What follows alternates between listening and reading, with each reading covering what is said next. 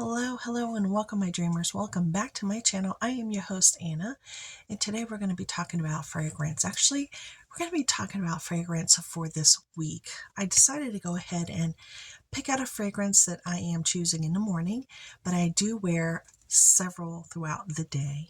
Yeah, I'm one of those.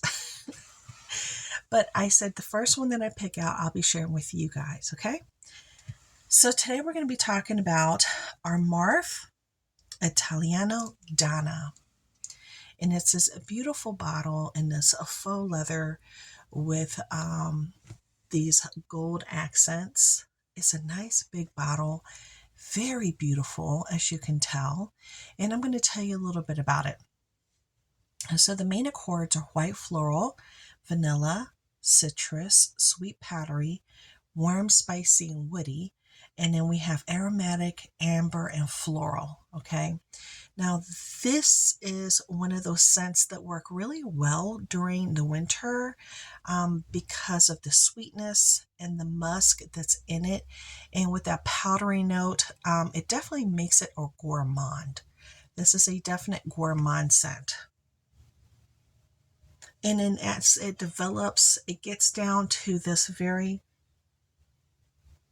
smooth but creamy gourmand scent. When I wear this, I think about white cable knit sweaters, blue jeans with comfortable shoes. I think about walking in the park. I'm thinking about having lunch with a loved one, running my errands and smelling bright and beautiful and sweet, not overpowering. It's not an overpowering sweetness. It's on the lighter side, I consider. When it first comes out, it does come out kind of like a powerhouse, but then it settles down rather quickly, okay? And like I said, it's short-lived on the skin, but a lot longer on my clothing. Now, the other notes that you'll find in here, because I wrote them down, that's why I'm looking over here. Cheat sheet. You're going to have some orange blossom, mandarin, because that's where you got your little sweet citrus notes. We got lily, jasmine, some carnation, because it does have a slight floralness to it, but more gourmand than anything else. Then you got your vanilla, Tonka Bean, and there goes your sweetness. Vanilla and Tonka Bean, Sandalwood and Musk, okay? And that's what you end up with, I feel.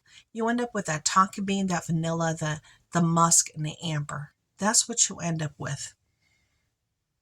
Because you get the florals in the beginning, and then all that kind of, I feel, kind of fades away, and you're left with that sweet little musk, creamy, slight powderiness at the end. Now, they have some dupes for this one, and let me tell you why. They have discontinued this scent. That's why I don't like to grab it too often, because I know they don't make it anymore. It's a little bit harder to find now. You can still find it on eBay and maybe Mercari and maybe some other little places.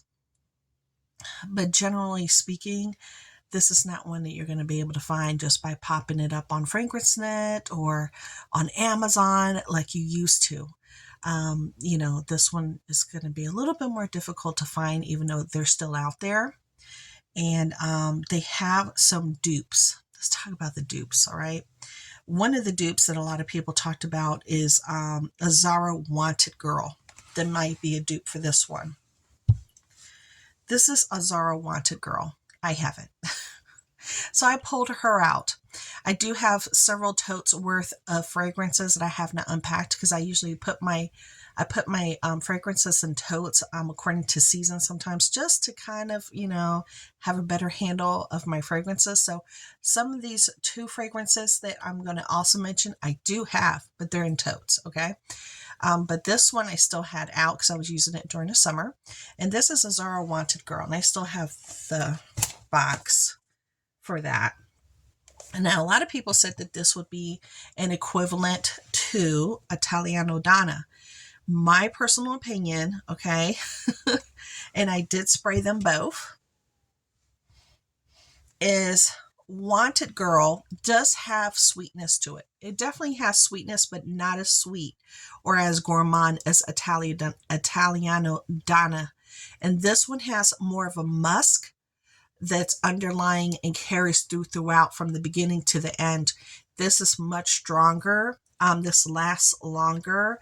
The Wanted Girl, a Zara Wanted Girl. So if you wanted something with more musk but still a little sweetness, this one would be a good pick. It has a very unusual bottle, as you can tell. Sorry, I don't have the notes on me, but I did spray it. See, I got La Donna here, Italiano Donna, and then Wanted Girl. So they have a slight, very slight, similar, very slight, but they're not the same. This one is much more musky, much more richer, and a lot deeper. The other one that they said that is familiar to Italiano Donna is Dolce & Gabbana Pour de Femme. Okay, that would be the one in the red bottle. Red cap, I believe. It's a red cap. I have that one. It's in one of my totes. That one also is a sweet gourmand, but a very short-lived scent. Does have like the orange blossoms, citrus, has all those wonderful notes. Yes, it is a little similar. Yeah, it is a little similar, but is it exactly the same? No. And I would say that the Dolce & Gabbana has a little bit longer life on your skin than Italiano Donna, but it is similar with that same fruity gourmand. Very refreshing. I love the Dolce & Gabbana Pour de Femme. You know, the first one that they came out with that grabbed my attention. Again, short-lived scent though, but I love it.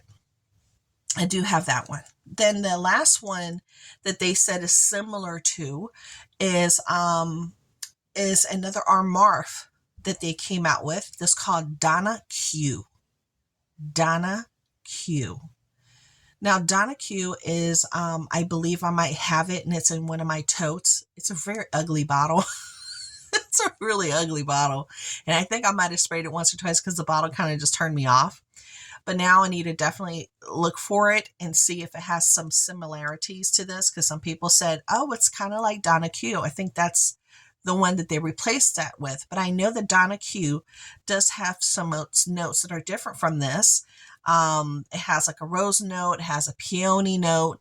So it has a little bit more of a specified floral note, which could be the same. I don't know, because they do say floral notes for this one as well, but they don't identify what they are.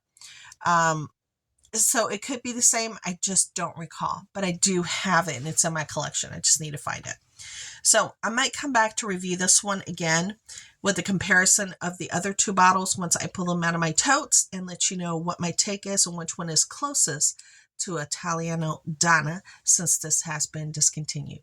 So I hope you guys enjoyed this quick review, and be on the lookout for this one because this is definitely worth being in your collection. Bye.